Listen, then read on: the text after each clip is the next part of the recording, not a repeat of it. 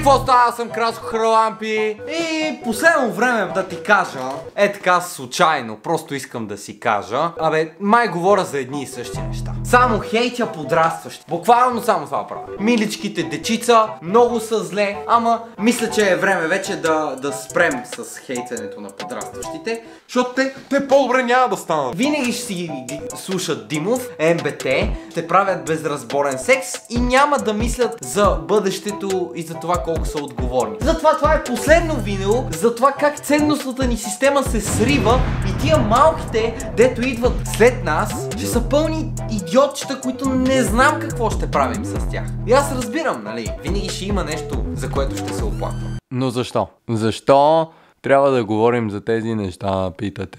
Защото е важно. Традициите ни се модернизират и изчезват. Много от нещата, които преди са били скандални, сега са напълно нормални. Което от една страна не е лошо, защото ние хората сме се развили и не сме такива клюкари, може би. Защото ако се смислите, преди хората сме били доста скандални. И преди, ако една жена е имала мъж, мъжът умира и тя остава вдовица, и ако тя си намери друг мъж, я удумва цялото село, нали, и някакви такива работи. Много интересно е, че сега не се говорят такива неща. Или ако се говорят от бабите, примерно. От една страна ние сме се развили добре, но пък от друга не сме.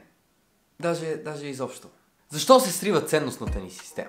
Ами погледнете какво се случва. Най-големият ни рап феномен в момента в България е Димов, някакво 18-19 годишно момче, което се издържа с продаване на наркотици и пее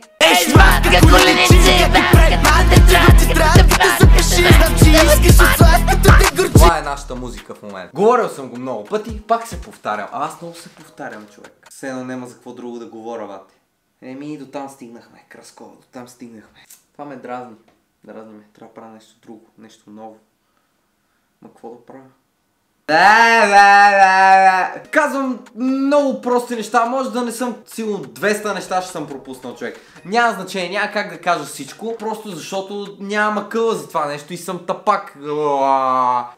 Срива в ценностната ни система, едно нещо, което в момента много ме дразни. Еми, преди рождения ден е било да се събереш с приятели, да пинете, да се видите, да почетеш своя празник. Сега рожденият ти ден, братле, на повечето хора е аре да се съберем, да се напием на куче, да не знаем къде сме, да не знаем кои сме, да не помним как е минал от рождения ден и да не си помним името и на следващия ден да повръщаме по 7 пъти. Вау, колко хубаво нещо! Колко хубаво нещо! Вече ти като си по-умен или учиш или се интересуваш някакви неща, ти си някакъв задръстеняк, зубър, какви ли не други глупости. Моралът ни е на дъното, няма го абсолютно никакъв. Вече да не пушиш е странно, да не пиеш алкохол е скандално и те гледат чак им се струва нереално. Вече е нормално деца на по 12, 13, 14 годишна възраст да имат по-активен сексуален живот от 20-30 годишни хора. Това за тях е нормално. Момичетата и момчетата се фукат с колко човека са спали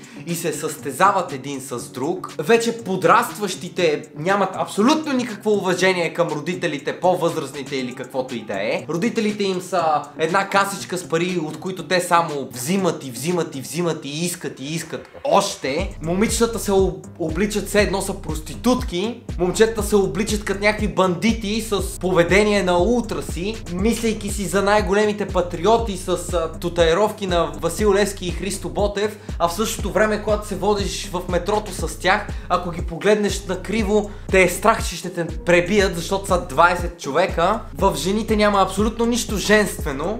Говорят на брат повече от момчетата. Всяка втора ти казва: аре мокве, че ти шлепна два шамана, не знаеш къде се намираш, бе. В смисъл, ти жена ли си или си мачо, някакъв мексикански борец отива там да бие змиите, брат. Всичко се нормализира. Светът е отишъл на майната си. Сега ще има някаква София Прайд парад пак за психично болните, които се определят като кучета и вият на центъра на Берлин. Къде отиваме? Пълен срив.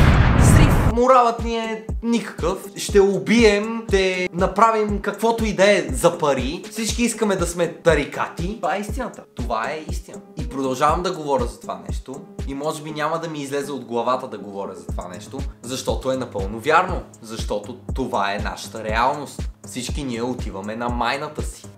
Добре, това е. Трябва да правя други видеа. Трябва да измисля нещо ново, така че stay tuned for more. Subscribe. Като Слави Клашера съм с усмивка в банката. Абонирайте се и ударете към банката.